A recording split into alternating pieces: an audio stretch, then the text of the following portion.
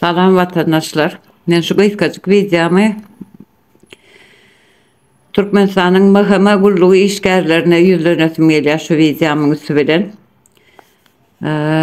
Mahkeme gurluğu işgärleri. Şu çakaçenli, kime gurluk edeniňizi, kime hyzmat edip, kimi horlanyňyzy, kanuny ýok ýerde bar edip, halky ezip, horlap geleniňizi bilýäs.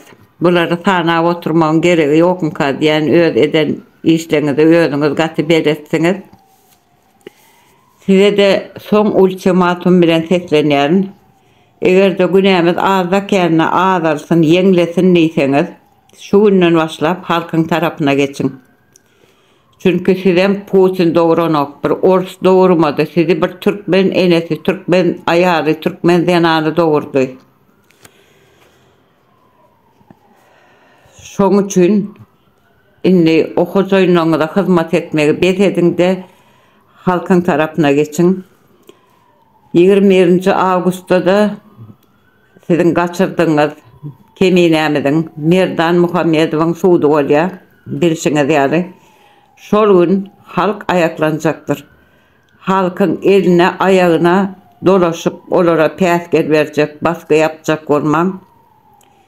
Ya çekiliň bir kenara, ya da ingowsy halkyň içine goşulyň. Merdan Muhammedowyň azatlygyny sizem talap ediň. Has dogrusy azat ediň. Çünkü bizim oyunumuz däl, bizim gatyçynymyz. Biz 5 ýyldan beri bu romany döredip, zähmet siňdirip, emek berip gelýär. Biz bu emeklerimiziň boşa sarp edilmesine ýol bermez. Şoň üçin size bir iň soňky ultimatumam menem öz adymdanam ýetireýin diýdim. Halka baskı yapmagy besediň, halkyň tarapyna geçiň, hatda halk bilen bile hereket ediň. Şeýlelikde özüňizem halkam gutararsyňyz. Cezaňyz hasam ýeňler. Boldy, sag bolun.